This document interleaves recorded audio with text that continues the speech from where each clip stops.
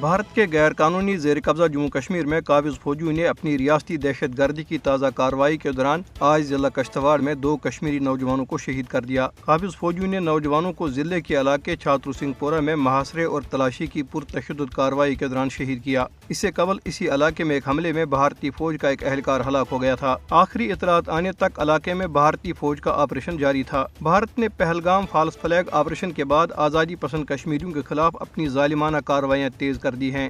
کل جماعتی حریت کانفرنس کے ترجمان ایڈوکیٹ عبدالرشید منہاس نے سری نگر میں جاری ایک بیان میں کہا ہے کہ کشمیر ہرگز بھارت کا اندرونی معاملہ نہیں ہے، بلکہ یہ 1.5 کروڑ کے لگ بھگ کشمیریوں کے حق خود ارادیت کا مسئلہ ہے۔ انہوں نے کہا کہ بھارتی ہٹ درمی اور غیر حقیقت پسندانہ طرز عمل کی وجہ سے جنوبی ایشیا مسلسل ایک غیر یقینی صورتحال سے دوچار ہے اور خطے پر ایٹمی جنگ کے بادل منڈلا رہے ہیں۔ ترجمان نے اقوام متحدہ پر زور دیا کہ وہ تنازع کشمیر کے حوالے سے اپنی پاس کردہ قراردادوں پر عمل درآمد کے لیے بھارت پر دباؤ ڈالے۔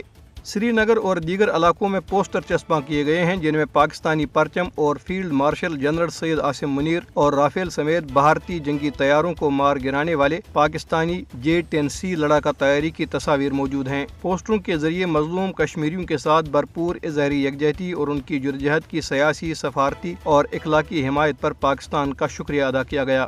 کل جماعتی حریت کانفرنس آزاد جموں کشمیر شاخ کے زیر اہتمام باغ میں بھارت کے خلاف پاکستان کی شاندار فتح کا جشن منانے کے لیے ایک ریلی نکالی گئی۔ پاکستان زندہ باد کے عنوان سے ریلی حیدری چوک سے شروع ہو کر باغ پریس کلب پر اختتام پذیر ہوئی۔ ریلی میں لوگوں کی کثیر تعداد نے شرکت کی۔ ریلی کی قیادت کل جماعتی حریت کانفرنس آزاد جموں کشمیر شاخ کے کنوینر غلام محمد صفی نے کی۔ ریلی بعد میں ایک بڑے عوامی جلسے میں تبدیل ہو گئی۔ ریلی کے شرکاء نے اپنی شرائط پر جنگ بندی کو نافذ کرانے اور مسئلہ کشمیر کو اپنی شرائط پر سرفہرست رکھنے پر پاکستان کی تعریف کی۔ انہوں نے مسلح افواج اور حکومت پاکستان کو مبارکباد دیتے ہوئے کہا ہے کہ فیلڈ مارشل جنرل حافظ عاصم منیر نے 5 فروری کے دن مظفر آباد میں یادگار شہداء پر اس عزم کا اظہار کیا تھا کہ پاکستان کشمیر کے لیے 3 جنگیں لڑ چکا ہے اور مزید لڑنے کے لیے تیار ہے۔